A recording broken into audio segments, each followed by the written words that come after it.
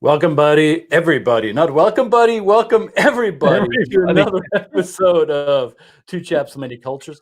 Today, we'll talk about child rearing in and around the world, maybe with different cultures in your family, or maybe you are raising a kid in a culture that is not your own. There's no playbook for that, but maybe you're making it up as you're going, and maybe the results will be fabulous, kids. But we'll find out. Stay tuned.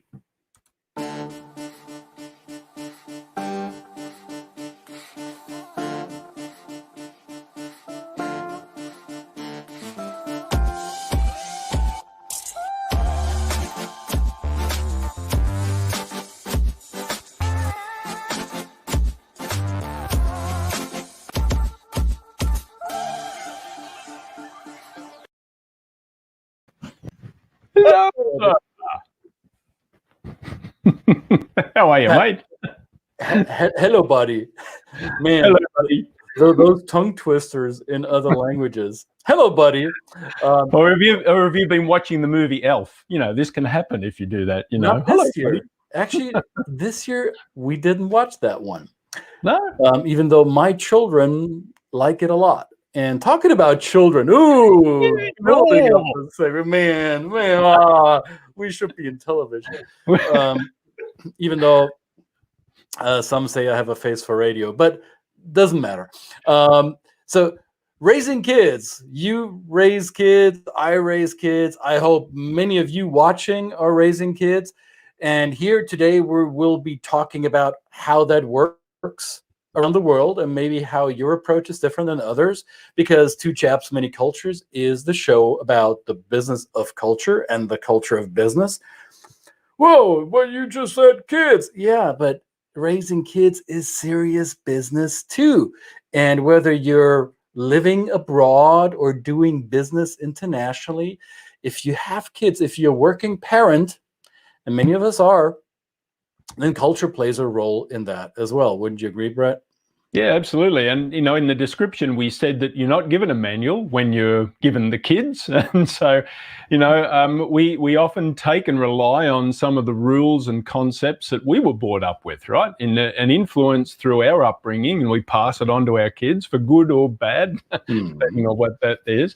Or we rely on our society and our culture around us to kind of give a point of reference to the way that we raise our children, what's acceptable, you know, what's actually seen as proper in terms of how kids should behave in certain situations, how they should show up, how, you know, all those kind of things. You know, these are things that just kind of organically embed themselves in our psyche, right, as we're raised as kids. Yeah, and I noticed that when I don't have a dog that is running around the house barking like there's no kid around to take care of him, which right now there is no kid to take care of the dog. So it'll be our background sound maybe if he decides to continue. But what I noticed in living abroad is that I have these self-talk, mind chatter responses to when I see other people parent their kids and they don't do it the way I was raised, or I think is the right way or the normal way to parent. And over the years now, and my kids are almost grown, I've learned to tone down my response to that, or recognize that I have a gut knee-jerk reaction to that, and then my mind kicks in and says, yeah, Christian, simmer down. That's how other people parent, maybe not how you parent, but cool it. So now I've learned that there's some cultural aspects to that. But I will agree, and I will commit, not commit, what's the word? I will admit, that's the word. I will admit that sometimes I thought people are not doing it right. Parents aren't doing it right. And I wonder how many of you fell into that trap yourselves when you see other parenting styles and you wonder if that will be effective, right? Yeah. Well, you know, where we see a lot of the varied cultural parenting styles is when we're actually working with clients, and maybe not right now when we're doing a lot of this virtual, people have kind of got their kids aside out of camera, but when you're working with a family, you often have the children there, and you get to witness some of the different styles of parenting when you're working with people from different parts of the world. And I've had stories where I've observed, one that really had an impact on me was working with a family from Nigeria, where they had teenage boys, 3 teenage boys, and these boys were very, very respectful. They presented themselves extremely well dressed for me as a visitor. There was a real definite pull over the expectation of them to be highly respectful. And not that saying any other style is unrespectful, but disrespectful, but it was something I observed. And of course, that was something where I thought, well, surely these kids play and they have effusive moments where they're allowed to kind of express themselves. But right at that moment, I had this visceral response to, let these kids be kids. The parents tended to answer for them. A lot of the time when I was asking them questions and interacting with them, there was this kind of sideways look. What can I say this, Dad? Can I say this, Mum? And so perfectly, great. It may be in that African context, because outside of their culture, they didn't have that wonderful idea that the village is there to also be an authority figure for those children, right? So perhaps I was kind of being presented as that, there are people in this culture. I don't look like the people, the wonderful people that they've got at home, but it's still, when we're in this culture, grown-up people are the boss. They are in charge, and they are part of that. So you need to be respectful. And the other side of it is, going to another household where the kids are just running around and they're screaming and they're jumping on your lap, and that's just as fun too. But when you're trying to actually get down to some serious business, it can be very interruptive. Yeah. And for me, this was, I grew up learning or recognizing that there's adult business and then there's children business. And when adults are doing their serious stuff, children need to be respectful of that and either go to another room, or as long as they stay in the same room, they need to be quiet as long as the adults do their serious stuff. And so that was my normal, right? And as you just described, some in other cultures, it's perfectly okay to have the kids run around while adults have an adult conversation. The kids may seek out the adults' attention, or they may create certain sounds and maybe even noise that you might find distracting, but to their parents, it's not. It's also how much space, not only physical space, but also auditory space, do children occupy in the public arena, right? And how much of that is considered to be appropriate or not appropriate. So loud kids in public, in a restaurant, how they act in a restaurant. Do they run around? Do they mind their manners at the table? Or do they have a different set of manners, or what you consider to be etiquette and manners? All of these are different approaches to parenting, usually based around cultural values and ideas of what is right and what is wrong. Yeah. And I see that Brett already put a word here in our inserts. I hope I'm pronouncing it properly. It's called friluftsliv, I believe. Friluftsliv, yeah. This is the Norwegian word for life in the free air. Free luft, free air, life. So it's life out in public, out in the open. And in many Scandinavian cultures, not only in Norway, but also in Finland and the Baltics and Sweden, Denmark, even in Germany, Poland, I believe, as well. Let's say, generally speaking, Northern Europe, it's perfectly okay to send your kids out and let them be by themselves, self-governing or self-regulating, not necessarily with parental supervision. Go out there, go in the woods, take that knife, cut down that tree, bring it home. Now, I'm exaggerating, but it's perfectly okay to let the kids run. In Germany, there's this principle of Waldkindergarten. Wald is the German word for forest. In kindergarten, most Americans know what that is. Those of you outside of the English-speaking world, kindergarten is a preschool setting. So a forest preschool, meaning the kids go out and play in the forest. They scavenge, so to say. They look under every leaf and under every rock and under every log that lies around to look for the animals and the worms and the whatever runs around there, right? So that's part of the learning. Is that something people in North America, especially in the United States, find proper parenting? In my experience, most Americans struggle with that concept because, oh, I need to protect my kid. Right? It could be dangerous. Some of these spiders, when they bite, that might be life-threatening. Or, I don't know, the kids might get dirty. I don't want to wash the laundry. Different styles. Yeah, absolutely. And I think you use that word space. What's the appropriate space for kids? One of the other reasons I put that word up there is that, yes, it's a practice of experiencing the outdoors, and it's embedded very early in life to the extent that it's also confronting from, say, a North American family moving to one of those Scandinavian countries and find that strollers, babies are left outside in the weather, outside a cafe or a store while the parents do their shopping or quaff their coffee. They just leave them outside. So, there's these collection of strollers outside with real little human beings sleeping in them, right?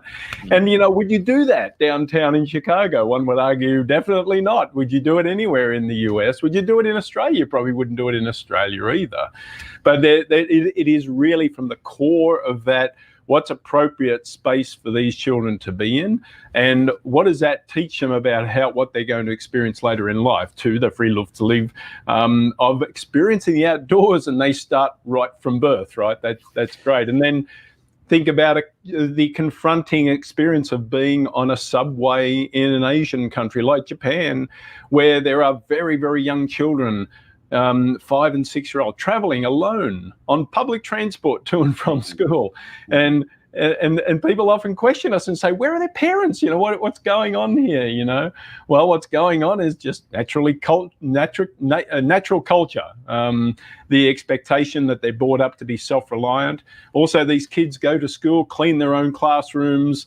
They actually practice human skills, which are usually in our context probably above what we would pass on to our children in this kind of culture. Yeah. Well, and it depends on what type of schooling children in different parts of the world attend, right? So in, let's say, most traditional schools in the Western world, be it in Europe or North America, those chores that you described, the looking after the space the kids occupy, is typically done by some custodial staff or janitors. But however, there's also schools like Waldorf schools, Montessori schools, more, I would say, I'm sure there's other concepts out there, but schools that in general teach self-reliance and independence to children from a very early age on, where, I mean, we have my wife on here and on episode 100, I remember. And my wife started a Montessori school here in the United States where they teach kids, like toddler age kids, to look after themselves, to actually use fork and knife at an age where most American parents like, what, you gave my child a knife? What if the child hurts themselves? Well, they didn't. And they also clean up after themselves. They do the dishes. They sort the garbage. I mean, there is a learning experience in that. It's very communal. It's checking in with each other. What does my peer do? How does the child a year or 2 years older than me, how do they do it? So it's modeling behaviors for other children. And it's a very different type of education than your traditional preschool or kindergarten. So you might find different parenting styles within one country culture, right? Like you mentioned Japanese subways. Some might argue Japan has a comparatively low crime rate, and this might be easier for parents to give their kids this kind of long leash.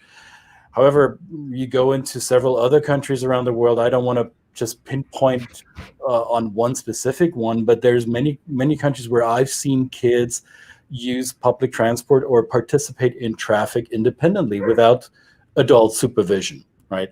I think there's the concept of tight and loose cultures that I think we may have touched upon in an earlier episode. And I think tight cultures want to have this kind of control. They want to make sure that rules are enforced, but also that parents have control over their offspring and make sure that they don't act against the rules and get themselves into trouble, and by extension their parents as well.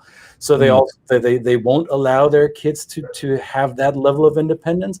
And looser cultures say, well, let the kid go out there, let them fall on their nose potentially, it won't hurt them too much, but they'll learn a lesson from it, right? So different approaches to that. That's right. That's why you have Band-Aids. That's why you have bandages. You know, they were invented for a reason. And you know, I grew up with the same concept that you mentioned in Germany. You know, the ability to just kind of head out early in the morning, jump on your bike, go and spend the day with your friends, and as long as you're home before the sun went down, you were fine, right? And I rode my bike to school. I don't know, did you? Yeah, you'd ride your bike to school or walk to school. And certainly we're not going back to, I used to walk up a hill both ways in 10 foot of snow, you know, the kind of thing. I certainly didn't do that in Australia. But these are stories, so it becomes folklore in the way that we were brought up, right? And often, just like me, who was brought up in a pretty, you know, a society that kind of had its rules and regulations, but I wasn't exposed to outside influences, at least at a young age. But both of us have got children that have traveled extensively, been in different countries. You know, my daughter's been to, you know, dozen or more countries, and we've even used these as learning tools, as observing other children in spaces, and shown them, you know, what is maybe a juxtaposition between what she is used to here, whether it be schooling, whether it be just normal kind of a practice of behavior in public spaces, and so on and so forth. So we've often used these as learning tools. You know, why waste travel if you can't learn anything, you know? So it's another aspect that I think as this world goes more global, and we're working with our expats that are moving the whole families, and they're learning this on the job, right? They're not only learning their job on the job, they're not only learning their own social skills on the job, but it is incumbent on us to also use your children, or pass this on to your children and have them observe the differences.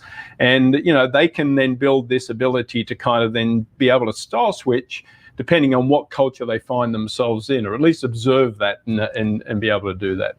I found it difficult, or not for me personally, but I found that a lot of the expatriate parents that I worked with over the last decade, they found it difficult to deal with a new parenting norm that they find in their host culture, whether it is a more collectivist culture where it takes a village to raise a child, and everybody, whether they know that person or not, takes a part in setting up the guardrails for the kids. So you would go to the playground in a more collectivist society, and there will be complete strangers either scolding a child for misbehavior or helping a child up and down the ladder or whatever it may be.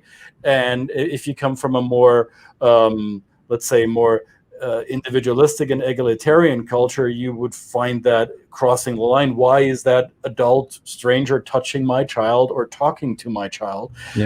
Either way, no matter which way you transition as a parent, you may find yourself in a situation where the parenting or the dominant parenting style of your host location will go against your grain. It will go against your values and in how you want to raise your children.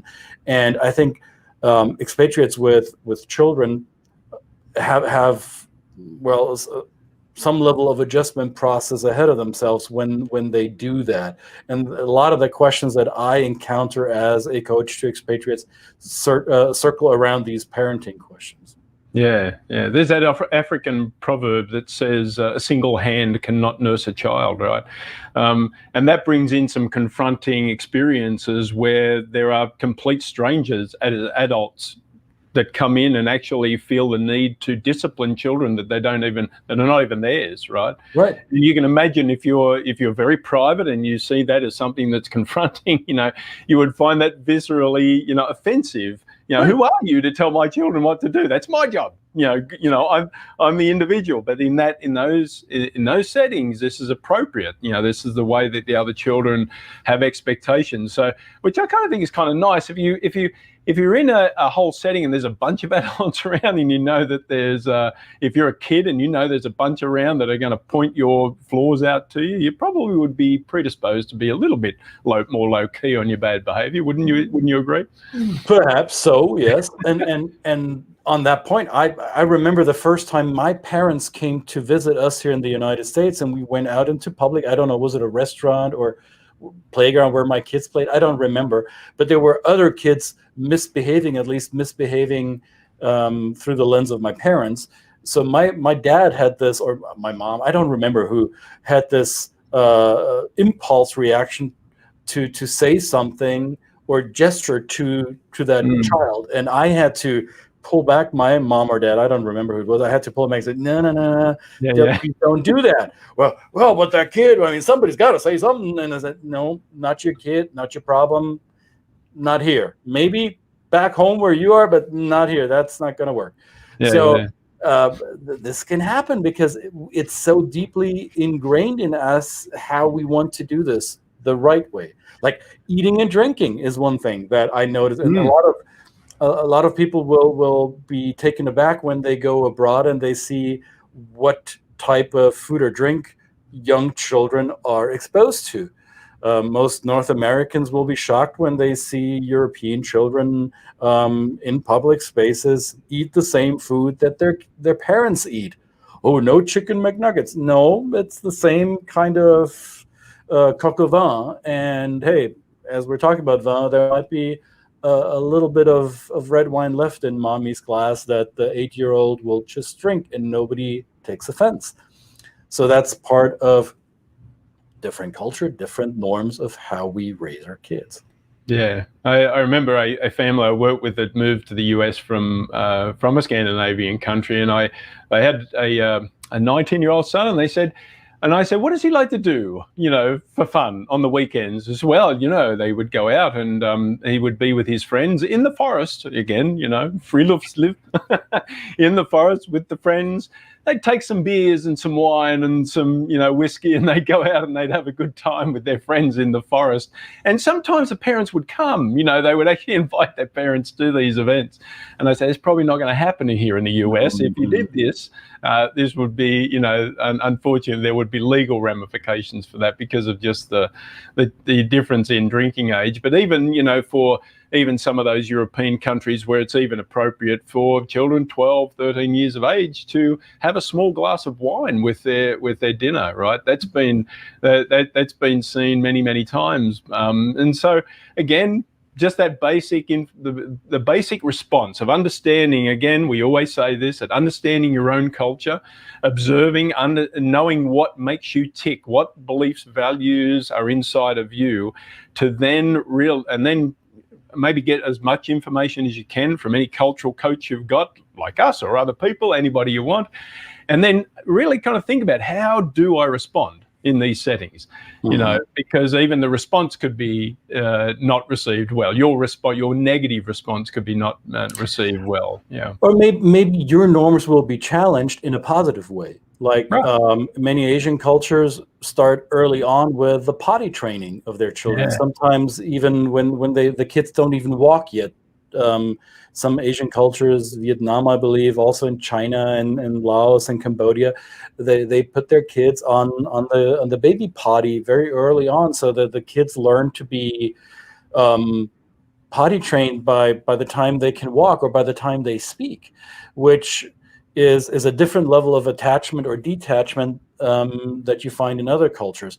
And there's been parenting theories about attachment and separation. And I'm not a child psychologist. I don't want to go into these depths, but I think it's quite telling how much latching onto a parent physically is part of the parenting style, and how much separation and at what age does it happen, right? In many cultures, the detachment begins fairly early on. In many other cultures, the kid is with a parent, mostly the mom, for quite a long time, nursing, breastfeeding into, well, past their toddler years, which in other cultures would be unheard of. They may not even do breastfeeding. And depending on how their work-life balance works out, and how women in the workplace are equal with men, or have reached equality levels with men. So the more women you find in the workplace when they become moms, arguably there's less time breastfeeding, because women want to go back and be independent of that. So there's a detachment that's happening compared to a culture where the women are traditionally have more domestic tasks to fulfill in their societies, in their culture, and they tend to attend to the kids much longer at a close physical level. All of these are aspects of child rearing and parenting that inform us at a very early level, at a deep level that is hard to shake initially. But as you observe these other parenting styles, you may find certain aspects actually work for your child as well. I mean, I have two daughters. They couldn't be, I mean, they're both female. Okay, that's what they have in common. But other than that, they're quite distinctly different. So what worked for my first daughter certainly didn't work for our second daughter. So maybe you can find some of these challenging experiences of parenting. Actually, there might be some aspects that work for your parenting style. You might actually be able to adopt those. What are you saying? You didn't get a manual with each of them? No, maybe it did come, but when I unpacked them, I may have tossed it out with the packaging. I don't remember. Absolutely. Well, let us know what your experience is. Let us know what your local experience is, what your cultural influences are, and what you see as the expectations of parenting in your culture and how you've been brought up. We'd love to know, because we're interested, we're curious, and we want to know why. We look at some of the deeper reasons why this might come about. So please, we want to know if your kids are okay. Well, that's right. We want to know if your kids are okay. Well, it's 9 p.m. Where are your children? That's could be. Or as this Welsh band, if I could think of the band, it'll come to me. But the song is, "If you tolerate this, then your children will be next." Who was that? Do you remember? No, I don't. They were from Wales. I will find it and I post it in the comments. Beautiful song. Excellent. All right. Episode 1, 2, 3. Yeah, that was fun to say. Episode 1, 2, 3 in the can, and we'll see you tomorrow. 1, 2, 3. Not yesterday's episode 1, 2, 3, but today's episode 1, 2, 3. Today's episode 1, 2, 3. Because I actually screwed up the number on the image, but that's all right. We've realigned, and it's the holidays, and we're allowed to make mistakes. Again, there's another holiday tomorrow, at least for some of us, and another holiday on Friday. So there's holidays abound. So be back here tomorrow. We'll talk about what some cultures do at the end of the year. So stay tuned. Yeah. And I think by the time we get on air tomorrow, it's already going to be next year somewhere. And so that would be great. We should do that. We should time travel tomorrow. Absolutely. All right. Thanks, guys. See you tomorrow. Bye. See you tomorrow.